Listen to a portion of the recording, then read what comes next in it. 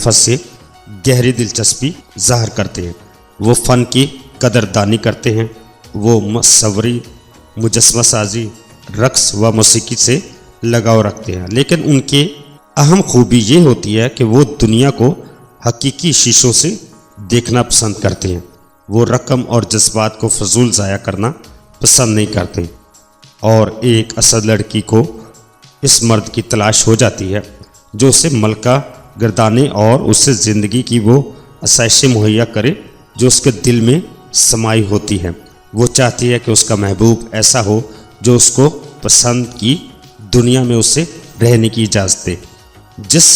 قسم کی وہ زندگی کی عادی ہوتی ہے اس میں رکھے۔ تحسین پسند اور اعلیٰ تعلیم یافتہ دوستوں کی محفل میں اور قیمتی زرق برق کپڑوں میں ملوث شاندار ضیافتوں میں لے جائے، اس کی انگلیوں کو قیمتی انگوٹھیوں سے سجائے اور تفریح گاہوں کی سیر کراتا رہے۔ اسد عورت چھوٹے گھر میں رہنے سے بے چین ہو جاتی ہے، سور مرد کو بھی ہر چیز بڑے سائز کی پسند ہوتی ہے، لہٰذا اکثر سور مرد کو وقت دے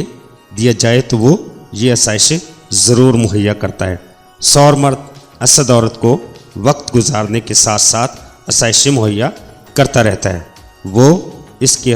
حسن ذوق اور انتخاب کا قائل ہو جاتی ہے، کیونکہ دراصل وہ اس کی خوابوں کی حقیقت کا روپ دھار دیتا ہے۔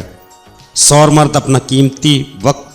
فضول باتوں میں ضائع کرنا پسند نہیں کرتا، وہ اپنے وقت سے پورا فائدہ حاصل کرنا چاہتا ہے۔ دونوں خلوت کے اچھے ساتھی ثابت ہوتے ہیں، دونوں جنسی زندگی میں ایک دوسرے سے بہتر تعاون کرتے ہیں۔ اسد عورت اجنبی لوگوں سے الگ تھلگ اور شاہانہ انداز میں دور رہنا پسند کرتی ہے، وہ سور مرد سے محبت بھی کرتی ہے اور خلوت میں تنہائی گرم جوشی کا مظاہرہ بھی کرتی ہے۔ تو دوستو اپنا بہت سارا خیال رکھیے گا، اپنے پیاروں کا بھی خیال رکھیے گا۔ اللہ حافظ، فی امان اللہ۔